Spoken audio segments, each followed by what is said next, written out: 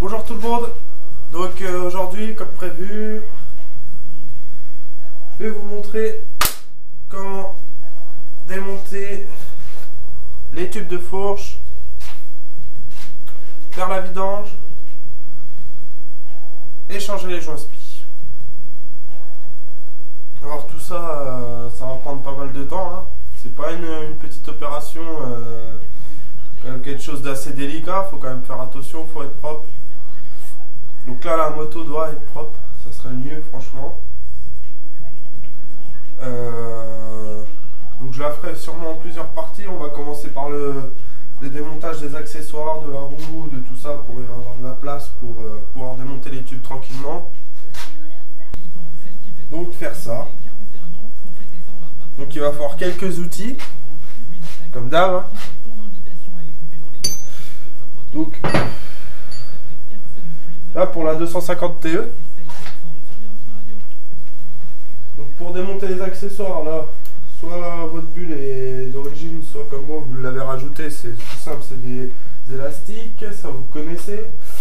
Il va falloir enlever les caches de protection de fourche. Ça sera une clé de 8, la roue, pareil, une clé de 8, un tournevis cruciforme. Il faudra qu'on démonte aussi l'étrier de frein, clé de 12. Donc déjà on va commencer par tout ça. Bon, sinon avant de commencer, bah déjà je voulais vous remercier parce que ce mois-ci j'ai dépassé les 5000 vues sur la chaîne. Donc voilà, merci à tout le monde, je suis vraiment content. Je m'attendais pas du tout à ça. Enfin, c'est très bien comme ça, je suis très content que les vidéos vous plaisent, qu'il y ait du monde qui suive, tout ça. Donc voilà, donc je ferai un maximum de vidéos. Donc si vous avez des questions sur la mécanique, si vous voulez que je fasse une vidéo sur une partie particulière de la moto ou autre chose, n'importe quoi, faut pas hésiter, vous pouvez laisser un commentaire, vous pouvez me laisser un avis, vous pouvez mettre j'aime si la vidéo vous a plu ou pas. D'ailleurs vous mettez pas de j'aime, c'est pas grave, de toute façon c'est comme ça qu'on évolue. Donc franchement il n'y a pas de souci. Si vous avez des questions particulières sur les vidéos que je fais, sur les conseils, tout ça, si vous attendez autre chose, si vous avez des conseils, si vous trouvez que j'ai mal expliqué quelque chose et que vous n'avez pas bien compris, vous voulez que je fasse quelque chose pour remédier à tout ça, donc il n'y a pas de problème, ça sera avec grand plaisir. Car voilà, bon bah comme vous j'imagine, hein, c'est une passion, moi ça me fait plaisir d'en parler, de faire tout ça, donc ça sera avec grand plaisir. Si vous avez des questions ou quoi que ce soit d'autre, j'essaierai de faire tout ce qu'il faut pour vous donner un coup de main, quoi. Voilà. Donc pour la fourche, revenons à la fourche.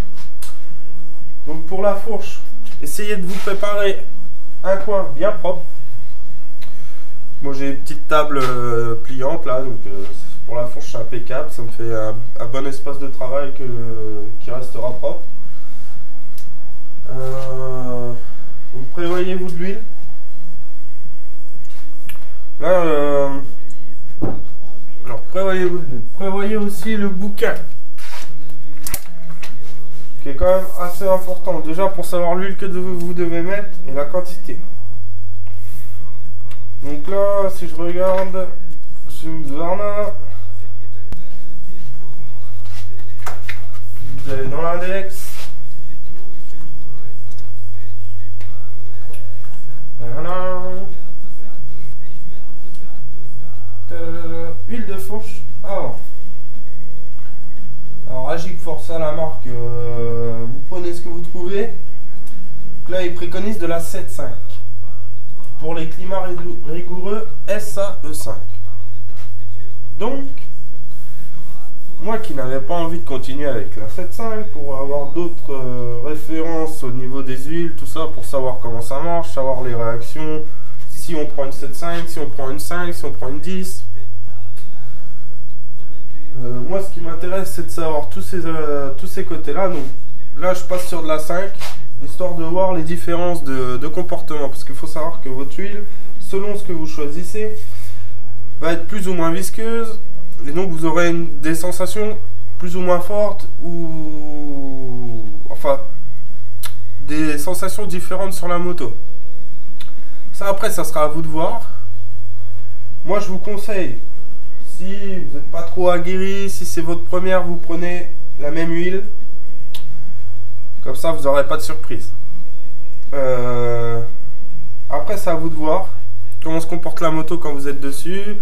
Si ça vous convient ou pas, vous pouvez demander des conseils à votre mécano qui, je pense, vous le donnera un avis pour choisir votre huile.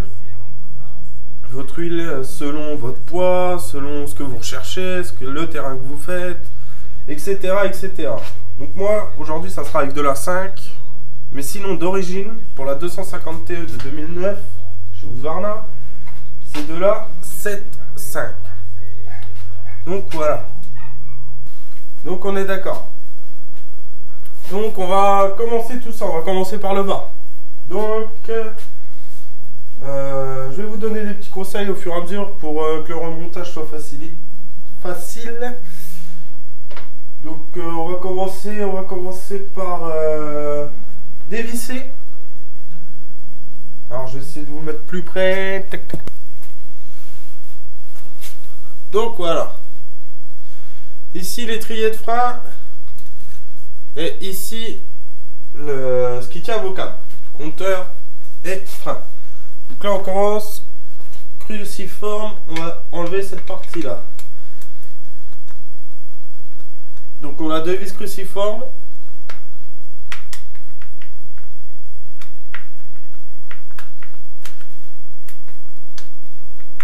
Fais attention de ne pas foirer tout ça. Voilà. Ce qui va nous permettre d'enlever l'étrier de frein. Ensuite, donc vous pouvez remettre en place directement sans resserrer complètement le serre-câble, ce qui vous évitera de perdre les pièces. Voilà. Ensuite, l'étrier de frein.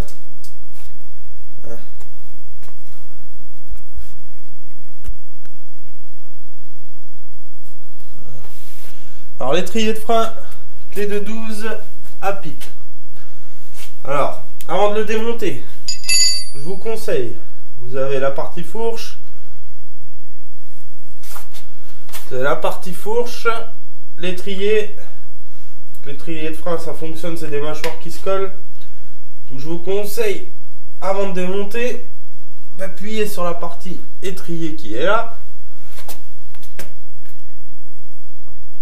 Ce qui va vous desserrer vos plaquettes de frein. Petite bonne pression. Comme ça, au remontage, vous ne serez pas gêné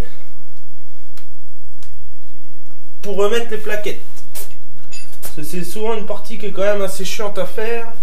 Autant faire ce qu'il faut pour pas être embêté. Hop, on desserre l'étrier de frein. Une clé de 12, il y a deux vis.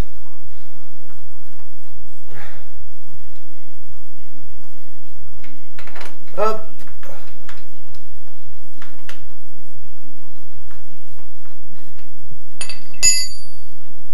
On desserre ça. Et là.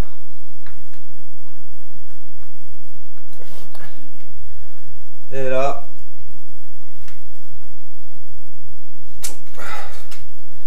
voilà, pression, ça sort tout seul.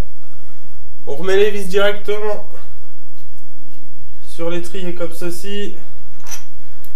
Ça évite d'en mettre partout. Comme je vous ai dit, il faut être assez soigneux. Éviter d'en perdre des bouts.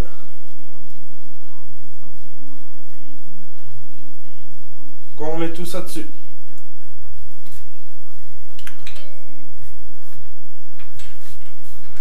ici on a une petite attache qui permet de tenir les câbles. On enlève.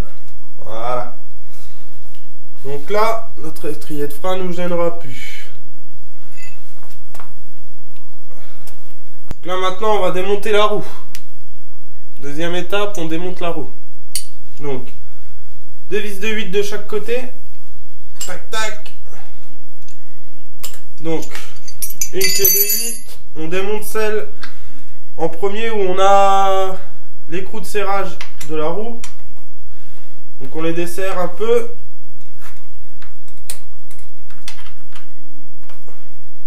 Une par une. C'est du serrage.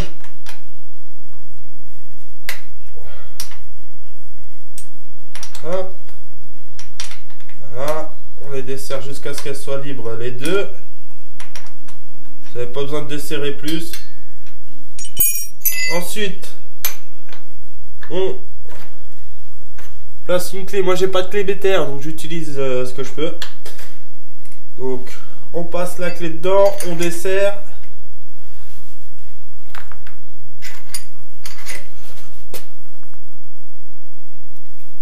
Voilà. On peut ensuite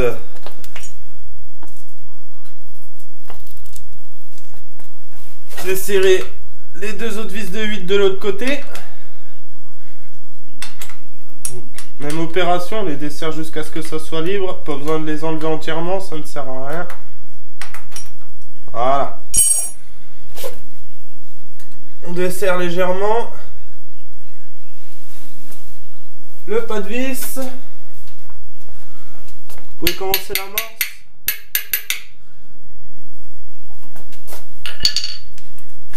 Voilà. Ça, vous faites ça légèrement.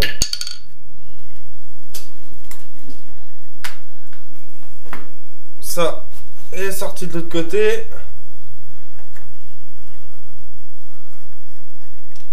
Vous enlevez la vis. Sur le Husqvarna, ils nous ont fait une petite poignée.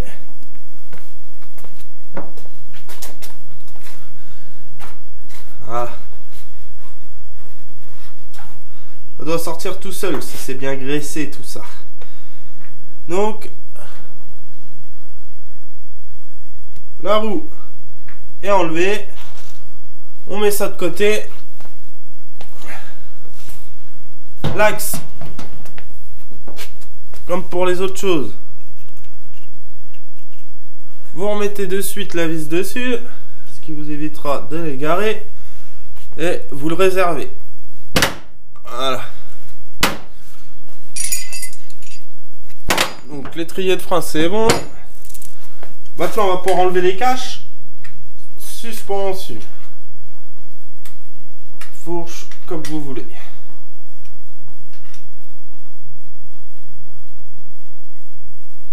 Donc, 3 vis sur chaque tube.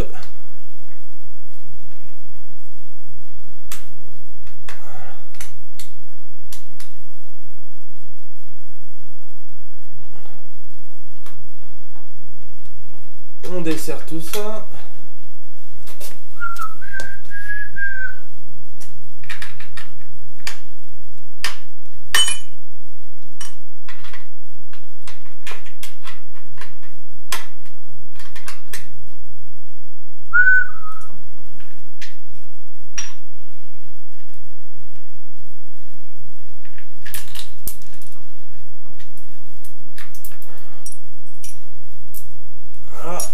Une là. Hop. Les caches. Voilà. On remet les vis de suite dessus.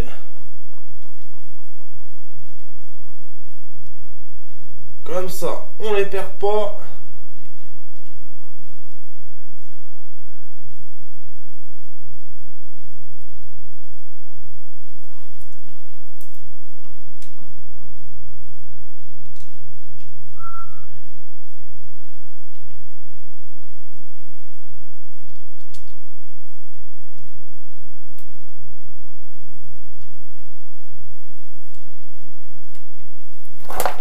Les deux caches on les réserve. Hop. Voilà. On en profite pendant qu'on est là pour passer un coup rapide sur les tubes. On va enlever ce qui n'est pas parti au Karcher.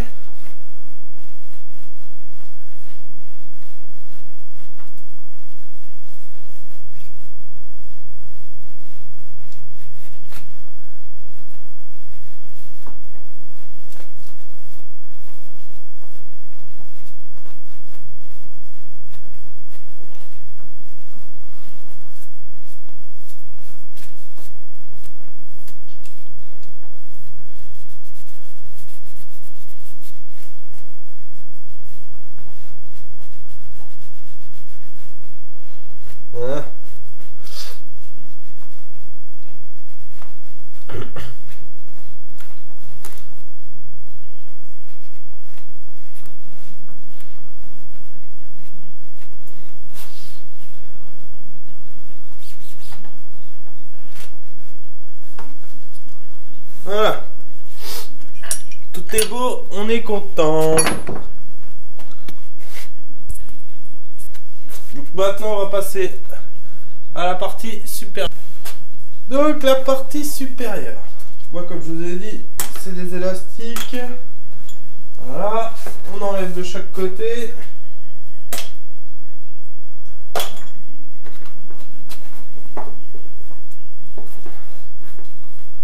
On a les deux petits câbles qui passent.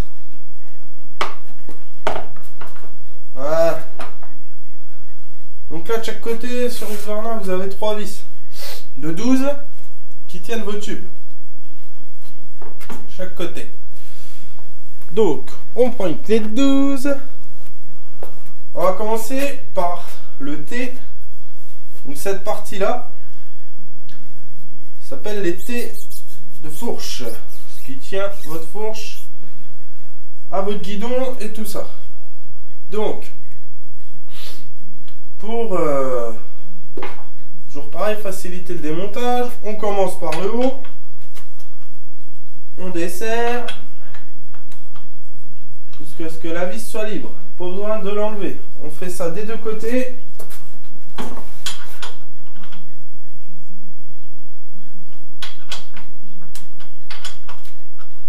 Voilà. Une fois que ça c'est fait, on va pouvoir desserrer le bouchon de tête de fourche. Là, en l'occurrence, c'est une clé de 19. Alors, les bouchons, c'est ce que vous voyez au-dessus. Alors, on les dessert avant pour pas peiner après. Donc, on dessert pas le T inférieur. On dessert juste le haut. Comme ça, ça nous permet de tenir encore le tube de fourche et donc de desserrer sans problème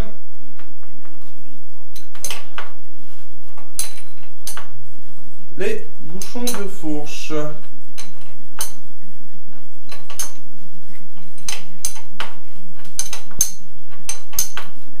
Voilà, on fait ça des deux côtés.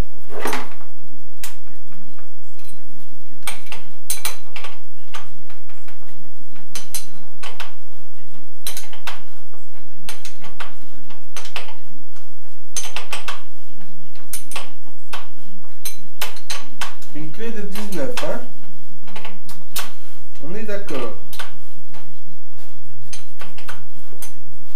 Voilà. Donc là maintenant, on va pouvoir desserrer les deux vis inférieures du T inférieur. Donc, même opération, on dessert jusqu'à ce que le tube de fourche soit libre. Vous voyez? Voilà.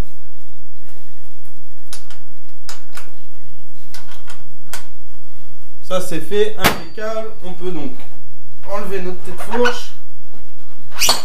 Voilà. Donc là, un bras de fourche. Là on va pouvoir travailler dessus. tranquillement. On le met de côté, on fait pareil pour le deuxième.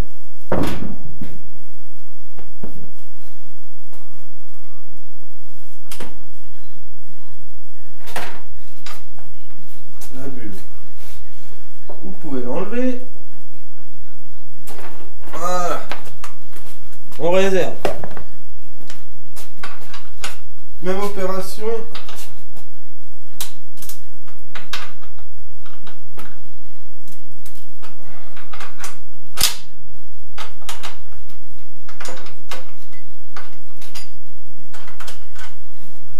Impeccable.